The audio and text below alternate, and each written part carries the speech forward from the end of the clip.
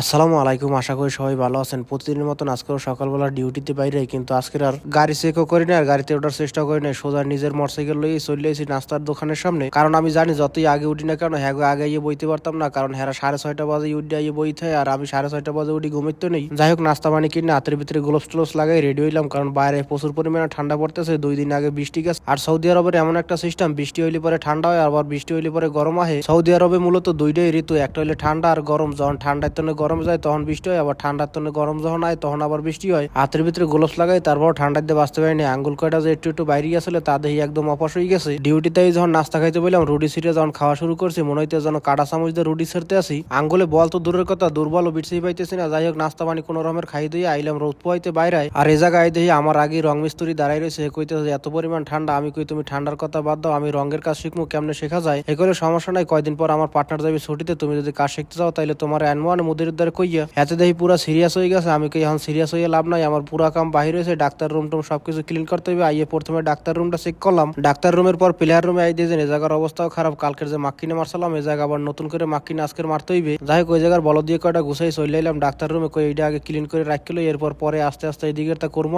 আইয়ে প্রথমে ডাক্তার রুমে ঝাড়ু দিলাম, দেখি এ জায়গায় তো প্রচুর পরিমাণে বালু বেরিতেছে। বুঝলাম না কালকের প্লেয়াররা কি করছে, সব মাটি মনকে মাঠের তা লইছে জুতার লগেই। যাই হোক, একদম এমাত হইতে অমাত বন্ধ সব ঝাড়ু মারি রাখলাম। এরপর কই মুভ পরে মার, মানে আগে বেসিং গুলো পরিষ্কার করে লই। আগে যদি মুভ মারি দিই তাহলে বেসিং দেওয়ার সময় যে পানি পড়বে এর লগে আবার নতুন করে মুভ মারতে হইবে। তার চাইতে আগে বেসিং গুলো ধুইয়া এরপর গ্লাস গুলো মুছে দিয়া, নাহলে বেসিং দেওয়ার আগে যদি গ্লাস মুছতাম তাহলে বেসিং এর পানি হালকা পাতলা সিডে পড়লে আবার গ্লাস গুলো নষ্ট হয়ে যাইতে। যাই হোক, গ্লাস বেসিং সবকিছু মোছার পরে মুভ মারি দিলাম। এরপর চলে গেলাম স্টোর রুমে। আর স্টোর রুমে যাইয়া লইলাম মাক্কিনে আর প্লেয়ার রুমে আইনে মারা শুরু করলাম। দেখি যে মাক্কিনেই কাজ করতেছে না, মাক্কিনে আটকে আটকে পরে। আসলে আমার একটু ভুল হয়েছে, আগে যদি বিরাস মারি দিতাম তাহলে বড় ময়লাটা চলে যেতে, এরপর আস্তে আস্তে মাক্কিনে মারা যাইতে একদম আরামসে। যাই হোক, কষ্ট হইলে ঠেলে ঠুলে এটির দিয়ে ক্লিন করলাম আর লইলাম বাইরে। এইটারে এখন ক্লিন করে রাখতে হবে, নাইলে এটা আবার নষ্ট হয়ে যাইবে। খোল্লা বেড়া দিয়ে সুন্দর মতো ডইলে ডইলে ক্লিন করতেছিলাম আর বাতাসে করতেছিলাম আমার লগে মস্কারি। যখন ওইদিকে নি তখন এইদিকে, যখন এইদিকে নি তখন ওইদিকে যায়। যাই হোক, বাতাসের কথা মতো কিছু দুল নিজেও খাইলাম আর কিছু দুল জামা কাপড়ে মাখলাম। এবার নিজের ক্লিন করে মেশিন রাখলাম স্টোরে। আর দুপুরের নামাজ পড়ে রুটি যা আসলে এইগুলো খাইলাম। এরপর কোনো কাজ কামি করলাম না, সোজা চলে এলাম বাসায়। অবশ্য ডিউটি শেষ করে 2:30টার দিকে আইসি। আর বাসায় দিয়ে যেন আনোয়ার ভাই আমার জন্য আবার একটা ফুল সাইজের স্যান্ডউইচ নিয়ে রাখছে। আমি এটা খাইলে তো আমার ডাইটের কাম সারা।